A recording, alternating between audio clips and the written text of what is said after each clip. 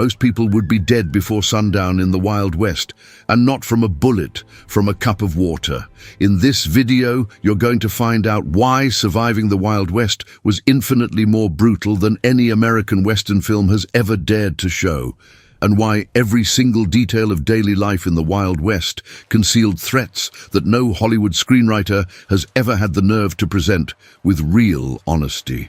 In Wild West 1870, the frontier was not a stage set for adventure. Life in the Wild West was a system of constant overlapping threats, where inexperience killed faster than any gunfighter, and where the most dangerous enemies didn't carry revolvers. They were invisible. And it all starts with something you do dozens of times a day without thinking about it. Picture waking up with your throat cracked dry and your lips splitting, the sun still low but already burning the back of your neck with an intensity that doesn't exist in any city you've ever been in. Around you, the prairie stretches to the edge of everything, yellow, dry, swept by a hot wind that carries dust as fine as flour. There's a creek a few hundred yards away. You walk to it, kneel on the muddy bank, cup your hands, and drink with the full thirst of 2 days on the trail. The water is cool, clear. It smells like wet stone. It's exactly what you needed. 3 days later, you're dying. That's not an exaggeration. To understand what the Old West was actually like, not the version on screens, but the version recorded in historical archives and in the diaries of people who were physically there, you have to start with what films systematically choose to ignore: water. For an inexperienced traveler arriving at the Wild West in 1870, water was one of the most lethal enemies in any direction, and also the most invisible one.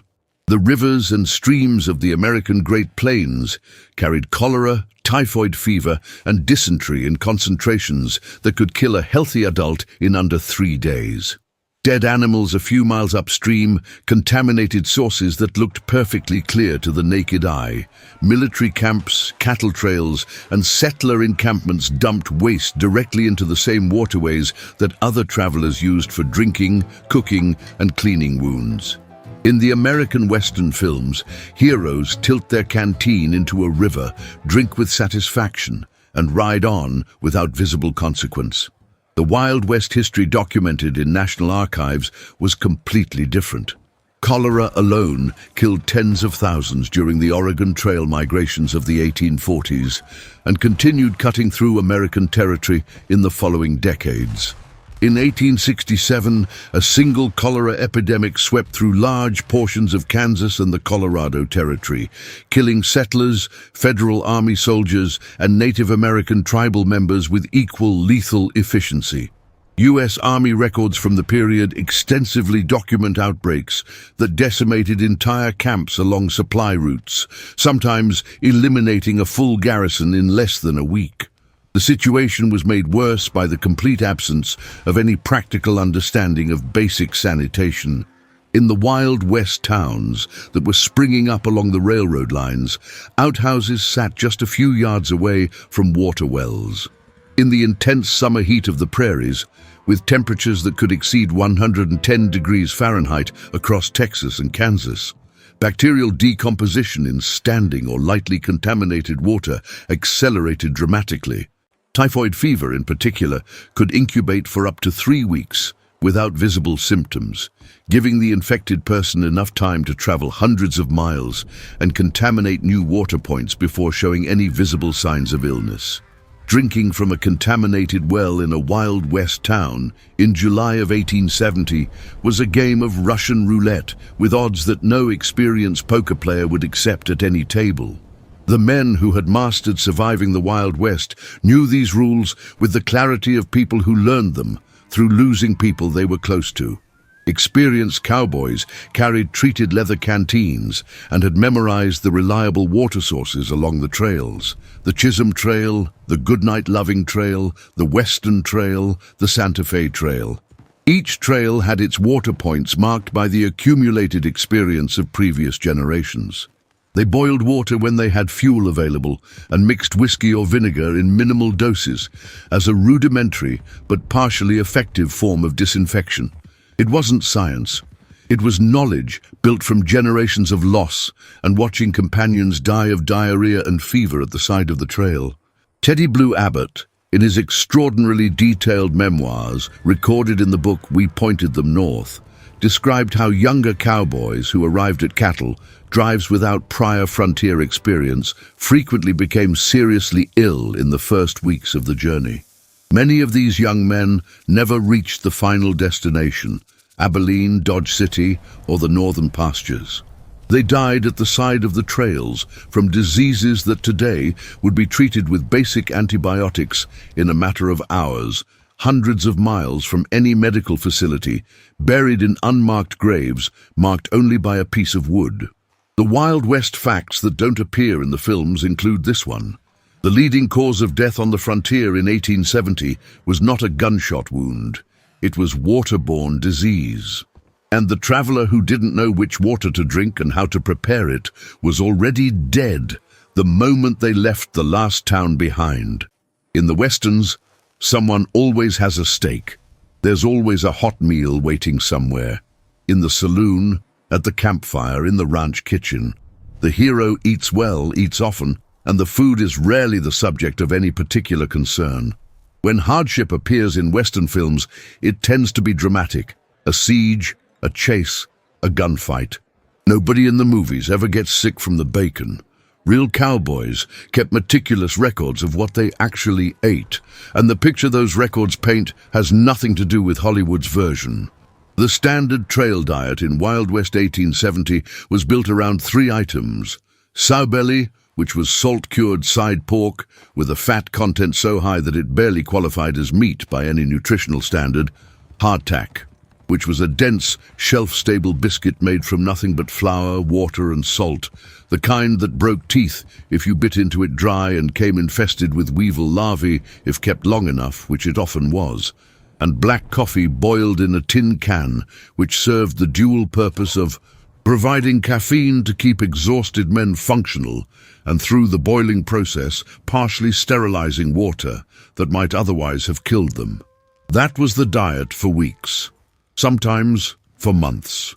Charles Goodnight, one of the most influential cattle ranchers in Old West history and the man who pioneered the Goodnight-loving trail, introduced the chuck wagon in 1866 specifically because the lack of organized hot food was destroying the productivity and health of his cowboys faster than any other single factor. Even with the chuck wagon, a genuine revolution in trail logistics, the diet remained severely limited. Dried beans, dried beef, cornmeal, molasses, and the occasional luxury of dried fruit when supply lines worked as planned. The cook on a cattle drive was one of the highest paid and most protected members of the crew, not as a courtesy, but because losing the cook was a genuine operational catastrophe. The nutritional consequences were severe. Scurvy, caused by vitamin C deficiency, was not exclusive to sailors. Wild West history records numerous cases among frontier soldiers, settlers, and trail workers who went months without access to fresh vegetables or fruit. The symptoms were brutal: bleeding gums, loosening teeth, reopening of healed wounds, extreme fatigue, and eventually hemorrhaging. Army posts in the territories regularly reported scurvy outbreaks that debilitated entire units during the winter months when supply lines failed or froze over. Ergotism, caused by a fungal contamination in stored grain called claviceps purpurea, caused hallucinations, convulsions, gangrene of the extremities, and death, and was nearly impossible to identify visually in contaminated flour before it was already in the food being cooked and eaten. The Wild West dangers that came from the food supply were compounded by the conditions in which food was stored. Flour bags left in contact with the ground during weeks of travel absorbed moisture that turned them into ideal growing environments for mold. Cured meat, improperly prepared or stored in the summer heat, spoiled within days, but was sometimes eaten anyway because there was no alternative. The salt used to cure meat was often itself contaminated with minerals and organic material that caused additional gastrointestinal damage. Water used to rehydrate dried food came from the same contaminated sources that caused the waterborne illness described in the previous section.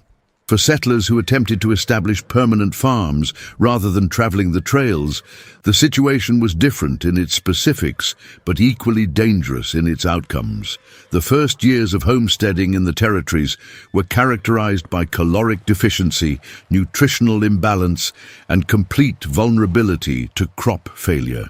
When the harvest failed, due to drought, grasshopper plague, early frost, or any of the other natural catastrophes that the Great Plains delivered with remarkable regularity, families had a simple and brutal choice: consume the seed grain designated for next year's planting, or face starvation before the next growing season.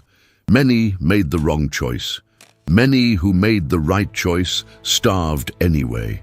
On August 2nd, 1876, in a saloon in Deadwood, South Dakota, Wild Bill Hickok was shot in the back of the head while playing poker. He was holding a hand of black aces and black eights, a combination that has been called the dead man's hand ever since. The man who killed him, Jack McCall, walked into the saloon, crossed the room, pressed a revolver against the back of Hickok's head and fired. It was over in less than 2 seconds. There was no confrontation, no warning, no chance to react. For a man who was arguably the most famous gunfighter in Wild West history at that moment, it was a deeply unglamorous death that told you everything important about how Wild West duels actually worked. The famous quick-draw duel of Western cinema, 2 men facing each other on a dusty main street at high noon, hands hovering over their holsters, the town watching in silence, the showdown decided by the fraction of a second separating 2 perfectly controlled draws, was, for the most part, a theatrical invention. The gunfight at the OK Corral in Tombstone, Arizona, the single most famous confrontation in Old West history, lasted approximately 30 seconds. It took place at a distance of 6 to 10 feet between the participants in a narrow alley, with multiple people firing simultaneously and chaotically. 3 men died. 2 were shot before they could draw their weapons. The survivors were wounded. There was nothing cinematic about it in real time. There was panic, noise, smoke, and confusion. And when it was over, 3 men were dead on the ground in the dirt. Wild West gunfighters in the historical record were not the stoic, lightning-fast specialists of popular culture. They were men who had learned that the person most likely to survive a confrontation was the person who was willing to act without hesitation, without warning, and without the theatrical posturing that films have romanticized for more than a century. Doc Holliday, tuberculosis patient, professional gambler, and one of the most accurately documented gunfighters of the period, reportedly trembled visibly from his illness during much of the period covered by his most famous exploits, and was described by contemporaries as a man whose physical condition made him look anything but threatening. His advantage was psychological.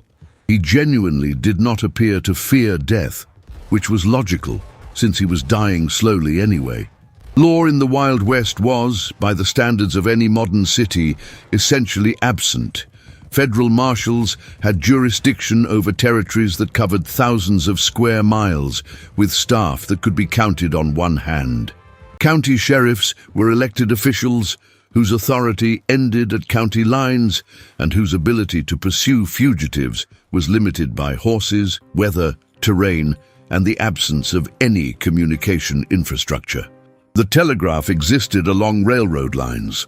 Away from those lines, news traveled at the speed of a rider, which meant that a crime committed 20 miles from the nearest town might not be reported for days and might not be investigated for weeks.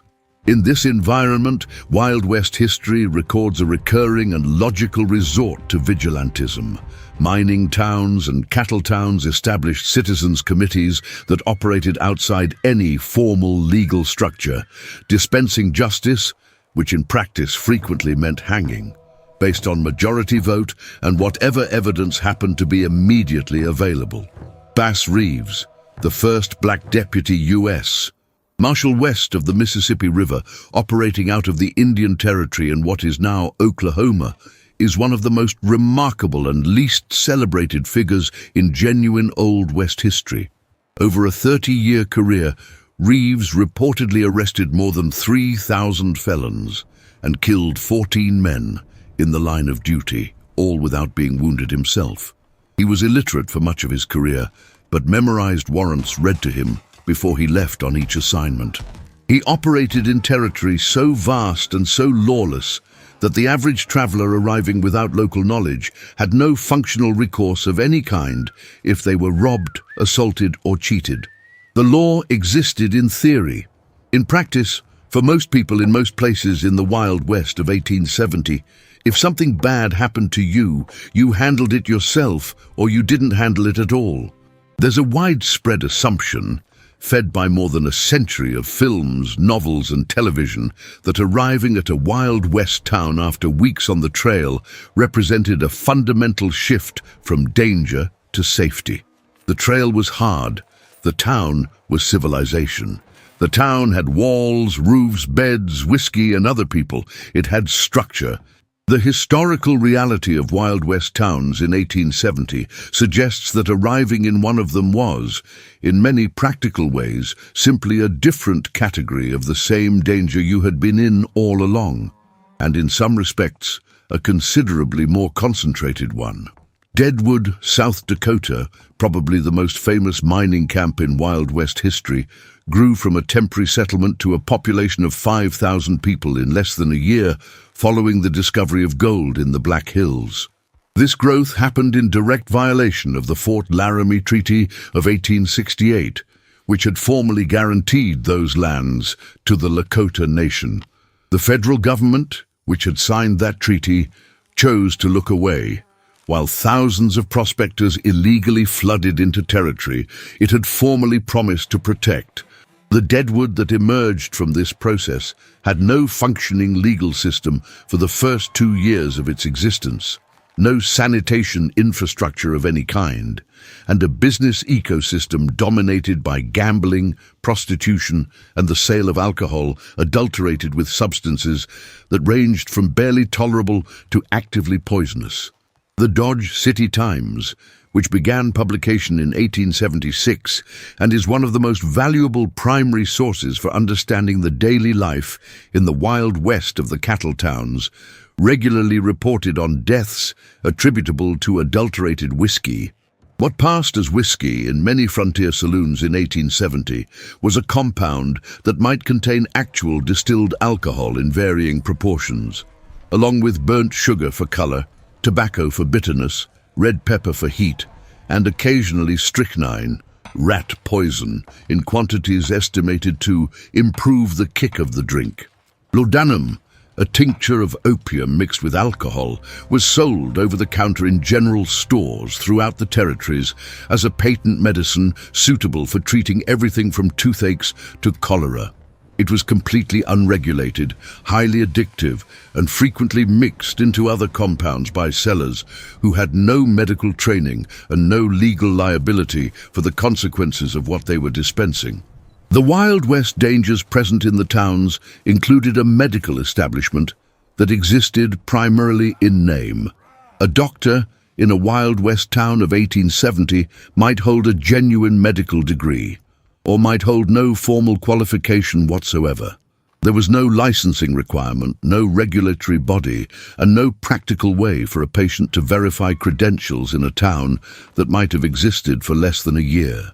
Bat Masterson, who served as sheriff of Ford County, home to Dodge City, and was one of the most effective law enforcement officers of the period, documented in his own writings the difficulty of maintaining any functional order in a town where men arrived with months of accumulated wages, no social connections, no legal identity traceable to any official record, and the specific intention of spending everything as quickly as possible before riding out.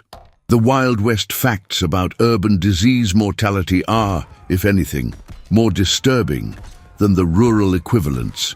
Cholera, typhoid, and dysentery moved faster through concentrated populations, Prostitution created rapid transmission networks for syphilis and gonorrhea at a time when syphilis was incurable, and its long-term neurological effects, dementia, blindness, paralysis, could take years to manifest, while the infected person continued transmitting the disease.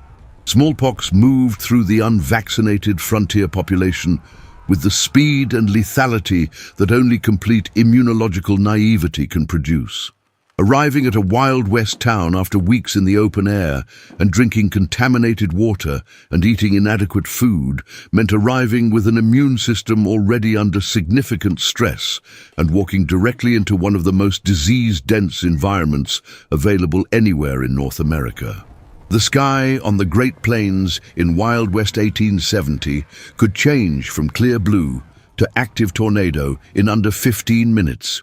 There were no weather forecasters, no warning systems, no radar, no sirens, and no reinforced shelters on the open prairie. A tornado on the plains in the 19th century simply appeared, moved across the landscape at speeds of up to 60 miles per hour, and destroyed everything in its path that could be destroyed. Sod houses, the primary form of shelter for the majority of homesteaders on the plains, were partially resistant to tornadic winds precisely because they were made of the earth itself. But their resistance was neither reliable nor predictable, and the humans who lived in them had no systematic way of knowing when to shelter or where. The winter of 1886 to 1887 is known in Old West history as the Big Die-Up. Following a summer of extreme heat that had already stressed the cattle population, a blizzard sequence of unprecedented severity hit the northern and central plains in January of 1887. Temperatures dropped to -50 degrees Fahrenheit across large sections of Montana, Wyoming, and the Dakotas. The blizzards lasted for days. Cattle herds that had been running open range, the standard practice of the era, which involved no winter shelter, no stored feed, and no systematic protection against extreme weather, died in numbers that effectively ended the open-range cattle industry as it had existed. Estimates of livestock mortality ranged from 50 to 90% of the total herd across the affected regions. Cowboys sent out to check on herds during the storms simply disappeared. Some were found the following spring. Many were not. The Wild West dangers presented by the natural world were not limited to weather events. The western diamondback rattlesnake, common across the entire southwestern territory, was invisible in the tall grass, under rocks, and inside structures with equally dark interiors, and its venom, without antivenin that would not be developed for decades, caused tissue necrosis, systemic hemorrhaging, and death with a frequency that made it a constant low-level anxiety for anyone moving through its territory. Cowboys checking cattle in the chaparral of South Texas, farmers clearing land in Kansas, children playing near rock outcroppings in Colorado. The risk was present, and the treatment was non-existent beyond cutting open the wound and attempting to draw out the venom with suction, a procedure of questionable effectiveness even when performed immediately and correctly. Prairie fires moved faster than horses on dry grass in late summer. A fire started by lightning, by an abandoned campfire, or deliberately by parties with strategic interests could cover miles of open grassland in hours, moving downwind at speeds that left no time for organized response. The standard survival technique, clearing a fire break by backburning a strip of grass ahead of the approaching fire, required both the knowledge to attempt it and the time to execute it before the fire arrived, neither of which could be relied upon. Jim Bridger, the legendary mountain man and scout, whose knowledge of the Western Territories was encyclopedic by the standards of any era, reportedly described surviving on the frontier as a continuous process of anticipating the next thing that could kill you and acting on that anticipation before it became an emergency. The knowledge systems that actually allowed people to survive these conditions with any reliability were primarily those of the Native American nations who had been building that knowledge base for generations. the Comanche, Apache, Kiowa, Lakota, Cheyenne, and others whose relationship with the specific landscape of the Great Plains was the product of centuries of accumulated learning that no newcomer could replicate in months or years. The Comanche, in particular, had mastered the ecology of the southern plains in ways that allowed them to thrive in an environment that destroyed most newcomers, reading weather patterns in atmospheric pressure shifts and animal behavior, identifying water sources from vegetation and terrain without visible surface water, managing horse herds in extreme conditions in ways that preserved the animals that represented the core of their tactical and economic power. What white settlers called the Wild West was, for the people who had always lived there, simply home. And the wildness was largely a reflection of the newcomers' ignorance, not of the land itself. Stonewall Jackson was shot by his own troops at the Battle of Chancellorsville in May of 1863, a Confederate general accidentally fired upon by Confederate soldiers in the confusion of a night engagement. The wounds to his left arm were serious, but, by the standards of what 20th century medicine could do, survivable. His arm was amputated by his own surgeon. 8 days later, Jackson was dead of pneumonia, a complication not of the original gunshot wounds, but of the surgery itself, performed without antiseptic technique in a field hospital where the instruments used on one patient were transferred, unwashed, to the next. This scenario, surviving the initial trauma only to die from the medical treatment applied to it, was not an exception in 1870. It was the statistical norm. The germ theory of disease, proposed by Louis Pasteur in the 1850s and 1860s, and systematically validated by Joseph Lister's introduction of antiseptic surgical technique in 1867, had not yet penetrated clinical practice in most of the American frontier.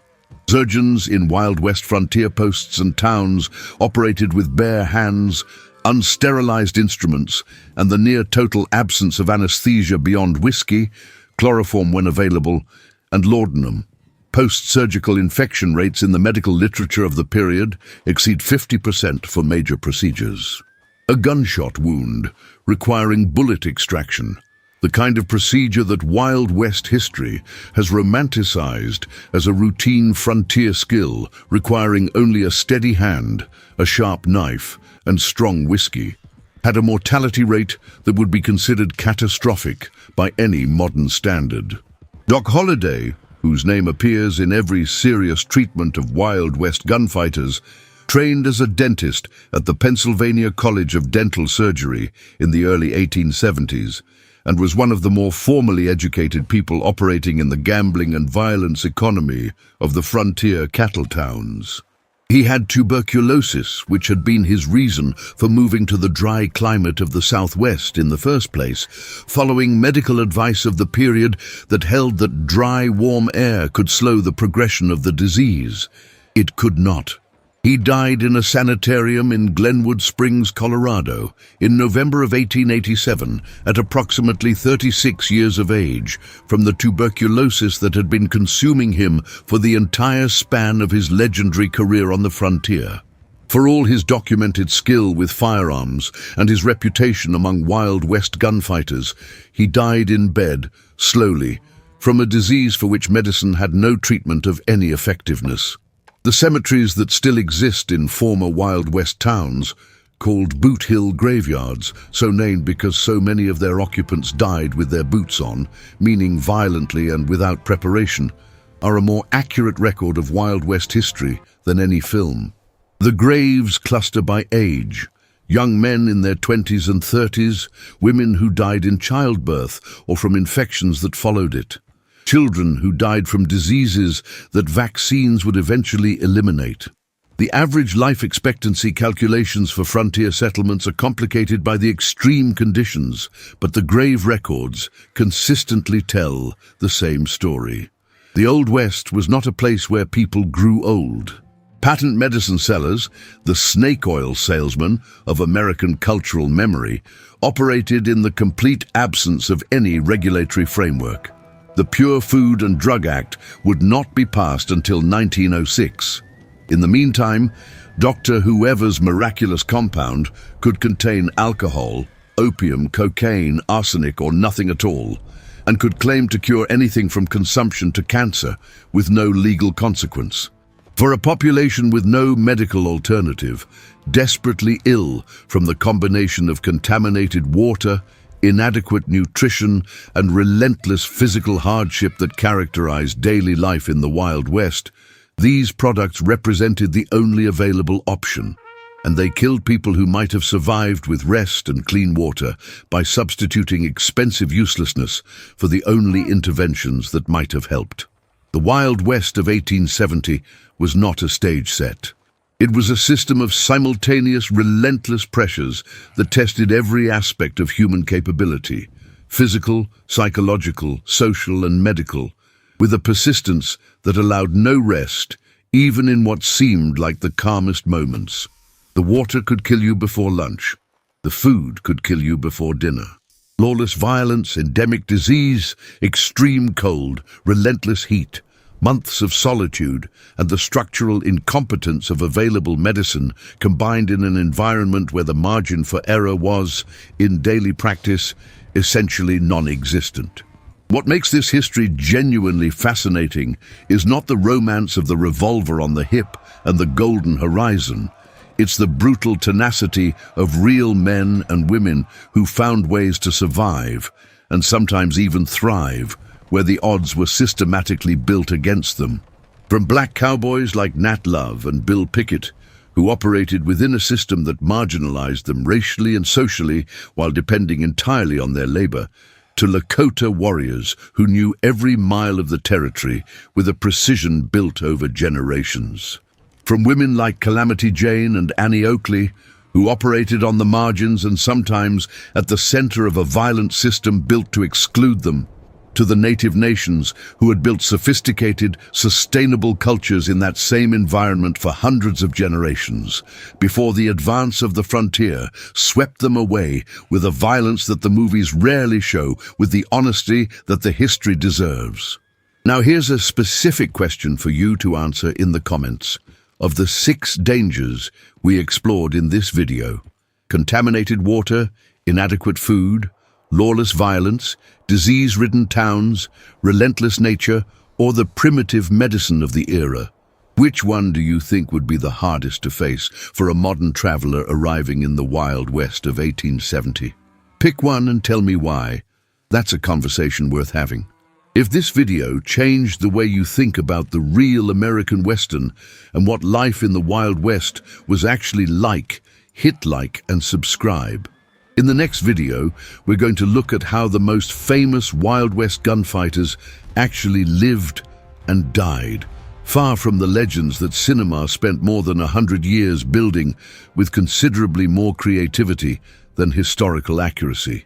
You won't want to miss it.